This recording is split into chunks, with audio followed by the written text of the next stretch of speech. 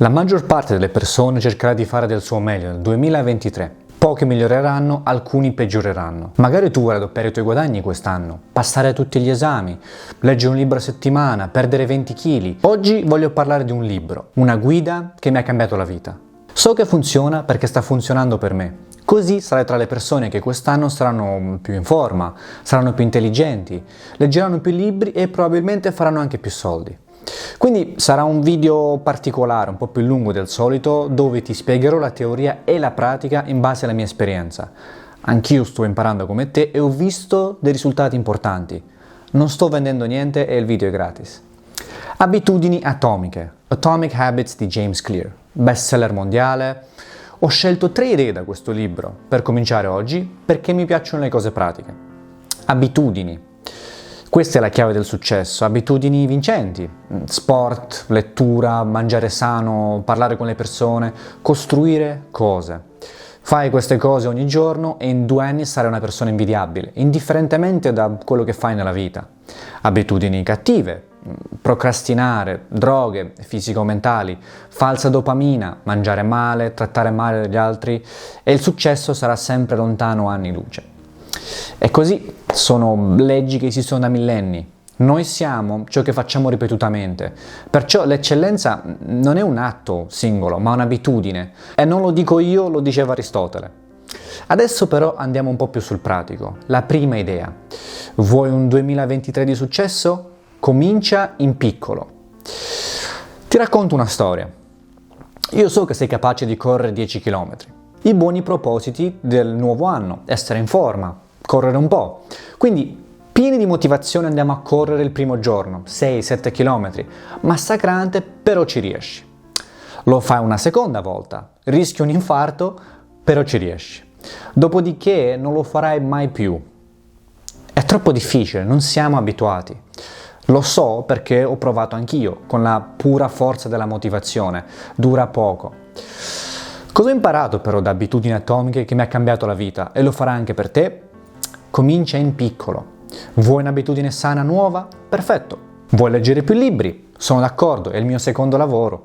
La gente che legge viene pagata e promossa.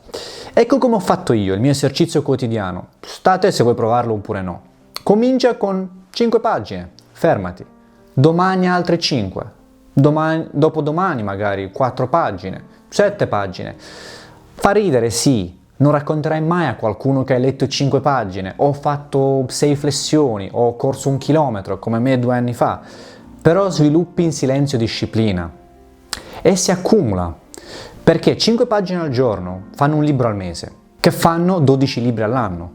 Se in un anno hai letto 12 libri su qualsiasi tema, sei già più avanti del 95% della popolazione. Per quello che oggi posso fare un video su come leggere un libro a settimana, che è stato per anni una mia sfida personale e che ho vinto nel 2022. Ho imparato anche delle cose inaspettate però. Lascio il video nella descrizione per dopo magari. Una volta che riesci quotidianamente questa cosa nuova e positiva, il resto viene un po' da sé, cioè costanza e abitudine. Non servono motivazione o trucchi. E quando cominci a sviluppare abitudini vincenti, avranno un impatto sulla tua vita, le tue relazioni, i tuoi soldi e anche il tuo lavoro.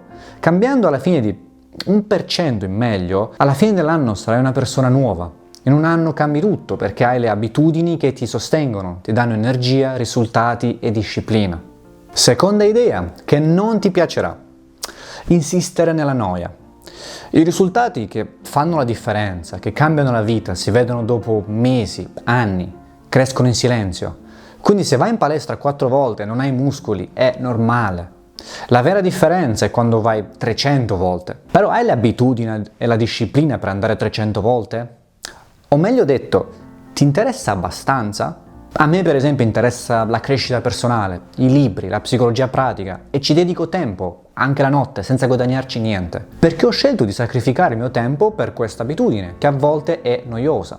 Ci sono un sacco di libri di produttività che fanno pena o danni. I veri risultati però li vedo dopo mesi. Per alcune cose ci ho messo anni. Quello che devi considerare è che gli altri vedranno i tuoi risultati senza il duro lavoro dietro. Solo tu sai tutte le volte che ti sei annoiato in palestra o mangiato cose sane senza sapore. Gli altri vedranno invece una persona di successo.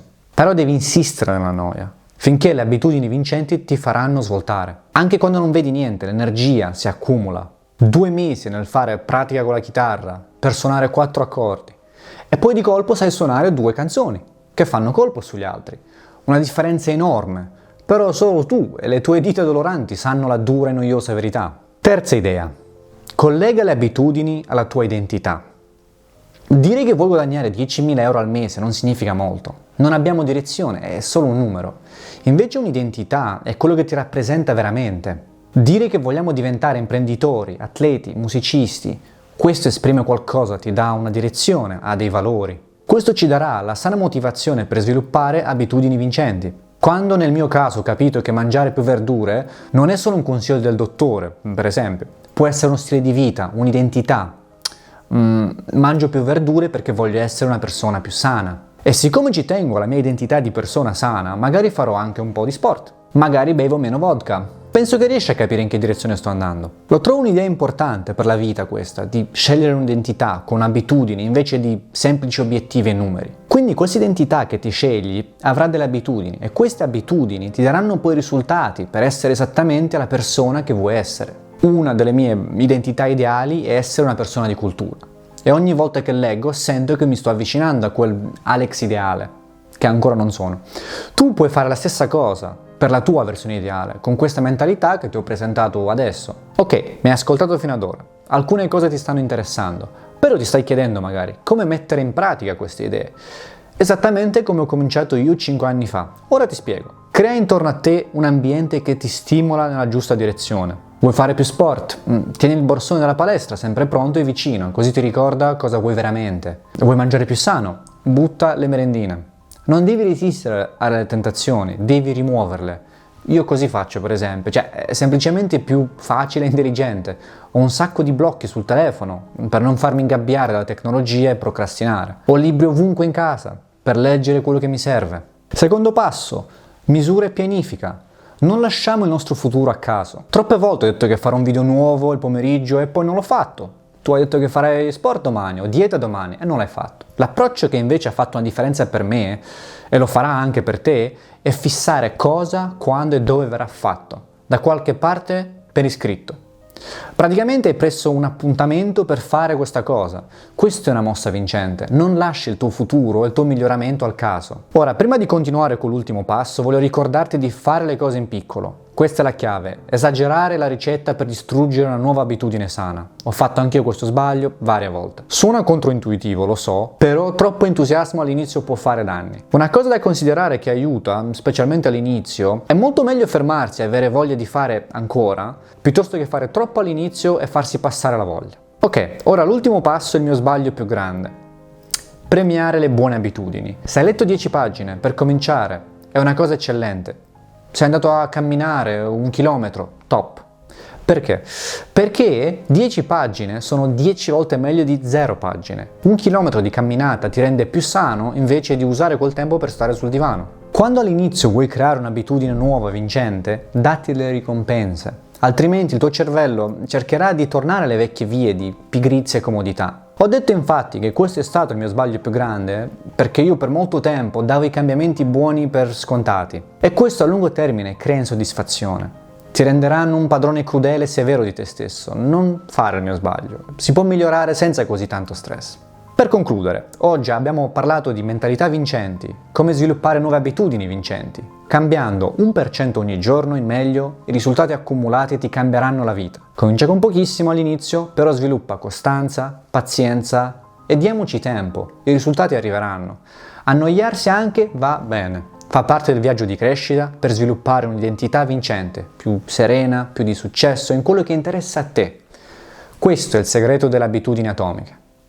So che funziona, ha funzionato per me, ho cambiato paese senza avere quasi niente, mi hanno promosso 3 volte al lavoro in meno di 2 anni. Se ha funzionato per me questo libro, queste idee, so che può fare la differenza pure per te. E lo volevo condividere oggi. Non hai niente da perdere, l'ho fatto gratis. Se pensi però che questo video possa aiutare qualcuno, potresti condividerlo oppure lascia un commento e dimmi cosa ne pensi, aiuta enormemente la biblioteca. Grazie per l'ascolto oggi e buona fortuna con i cambiamenti. Ci vediamo nel prossimo libro. Ciao!